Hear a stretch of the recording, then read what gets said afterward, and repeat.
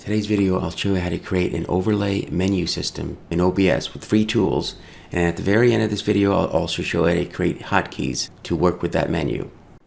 Now let's over to our OBS website and look for Move Transition. Once we go there, we'll go ahead and click on it and go to download.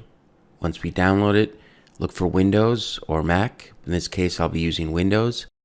Go ahead and click the download button. I'll go ahead and download it to my desktop. It's in a zip file, so we'll go ahead and open it by double clicking it. Once you double click it, the folder will open. Once it's opened, I'll go ahead and do Control A, or you can right click it with your mouse and go to copy. Once we copy it, we'll go ahead and put it into OBS folder. Most users will have it on your C drive and program files. We'll go ahead and go into OBS Studio and do a Control V or paste it and replace the files and destination. Do this for all current items. Now we're all set there. We got to go back to the OBS website and we need the scene switcher. There it is, advanced scene switcher. Go ahead and download it. I'll go ahead and put it on my desktop again. Double click it. You'll open up the folder. There's a README file. And Linux, Mac, and Windows. We'll go ahead and click on Windows. I'm going to go ahead and manually install this. Copying data in OBS plugins. If you want to do this automatically, just click on the Advanced Scene Switcher setup. So I'll be doing this manually, like I said. So go into C, Program Files once again. Go to OBS Studio. Do a paste here and replace all. Replace the files and destination. Do this for all current items. Now we're all set. Let's go into OBS. Here we are in OBS. Go to the top. I've already created a scene and scene collection. It's called Animated Menu for OBS. Some might call it Nested Scene. Let's give it a second to populate. There you go. Camera, black background, my opening, news, weather, business, and sports. Those are my nested scenes. The black background is there. I use the black background as a reference.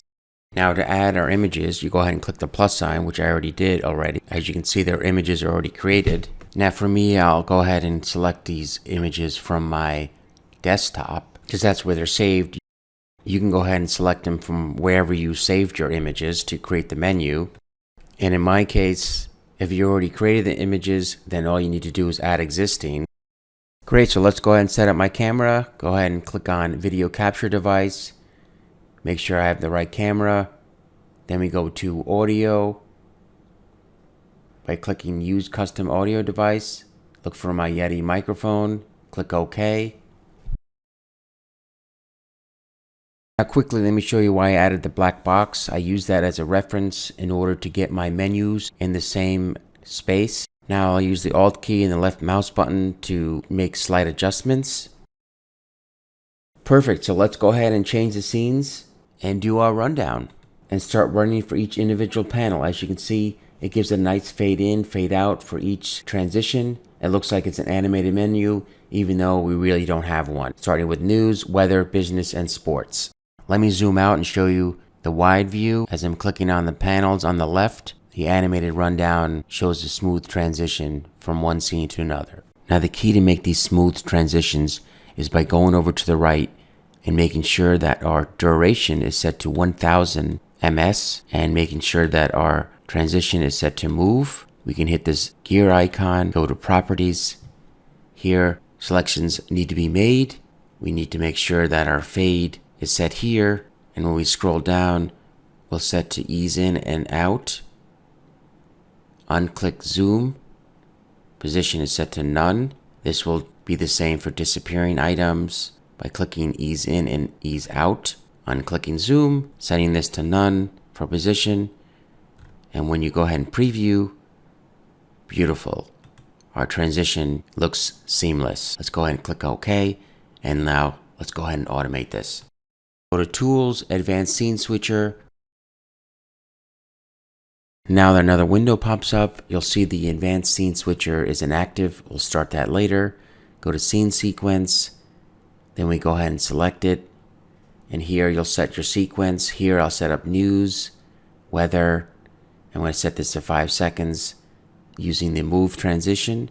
And we'll set these up for all the other ones As you can see, they're all in a set order.